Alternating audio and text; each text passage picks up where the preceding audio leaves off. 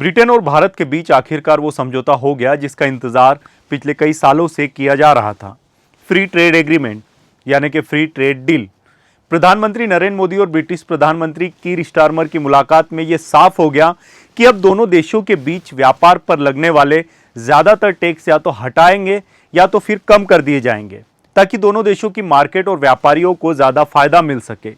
लेकिन सबसे बड़ा सवाल ये उठता है कि ये जो डील है असल में है क्या, इसका फायदा किन लोगों को होगा और क्या आम आदमी को इससे कोई राहत महसूस होगी। इन सभी सवालों के जवाब मिलेंगे वीडियो में आगे। नमस्कार दोस्तों, मैं पीयूष आप सभी का न्यूज ट्रैक में एक बार फिर से स्वागत करता हूं।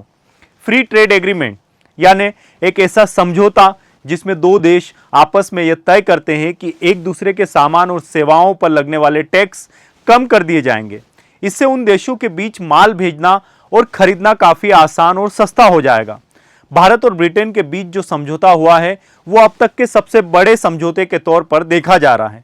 इसमें टेक्सटाइल, दवाइयां, गहने, आईटी सर्विस, स्कॉच विस्की, कारें, एजुकेशन तक और भी कई सारे ऐसे पार्ट है जिन्हें इस सेक्टर में शामिल किया जाएगा। इस डील का सीधा फायदा भारत के छोटे और मंझोले व्यापारियों को मिलेगा जो अब बिना बाहरी टैक्स दिए ब्रिटेन की मार्केट में अपने प्रोडक्ट भेज पाएंगे। मसलन भारत की टी शर्ट, कुर्ते, सूट, साड़ियां और जूतों पर पहले जो 10% से ज्यादा इंपोर्ट ड्यूटी लगती थी अब वो हटा दी गई है।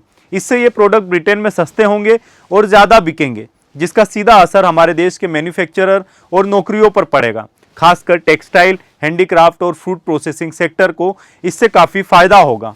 दूसरी ओर यूके से भारत आने वाले सामान भी अब सस्ते हो सकते हैं, जैसे high quality scotch whisky, fine perfumes, health supplements, महंगी गाड़ियां, टेक्नोलॉजी और इलेक्ट्रॉनिक जैसे सामान। लेकिन चिंता की बात यह है कि इन चीजों के सस्ते होने के बाद क्या आम लोग सच में इसका फायदा उठा पाएंगे?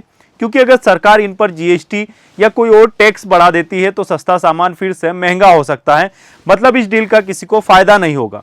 यही वजह है कि बहुत से जानकार मानते हैं कि इस डील का असली असर तभी दिखेगा जब सरकार आम जनता तक इसका फायदा सीधे पहुंचने दे। एजुकेशन सेक्टर में भी ये डील एक नई शुरुआत है।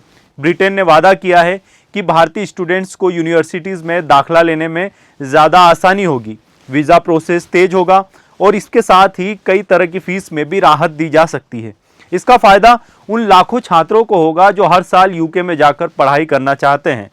प्रधानमंत्री मोदी ने इस बातचीत के दौरान ब्रिटिश प्रधानमंत्री को भारत आने का न्योता भी दिया और कहा कि ब्रिटेन में रहने वाले भारतीय मूल के लोग दोनों देशों के बीच रिश्तों की मजबूत कड़ी है।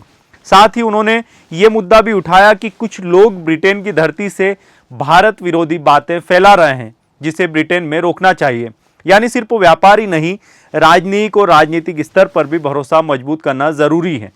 हालांकि इस समझौते को लेकर कुछ चिंताएं सामने आई हैं। ब्रिटेन के ट्रेड यूनियन का कहना है कि भारत से सस्ते कपड़े और जूते आने से उनकी लोकल इंडस्ट्रीज को काफी नुकसान होगा। वहीं भारत में भी किसान संगठन और छोटे व्यापारियों को डर है कि विदेशी प्रोडक्ट्स की बाढ़ से उनकी बिक्री पर असर न पड़ जाए।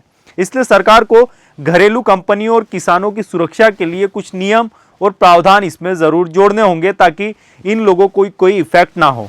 एक अनुमान के मुताबिक इस डील से भारत को 5 से 10 अरब डॉलर तक का जो व्यापारिक फायदा है वो मिल सकता है, लेकिन ये लॉन्ग टर्म में होगा।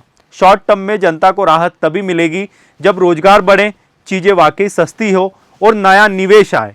और सबसे जरूरी बात, सरकार को कहीं और से टैक्स वसूलने की जरूरत ना पड़े, जिससे आम आदमी को राहत महसूस हो।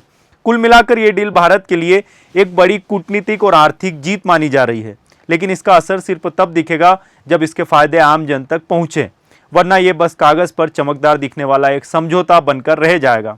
फिलहाल के लिए इस डील के लिए कुछ महीने हमें इंतजार करना होगा, लेकिन ये डील साइन हो चुकी है।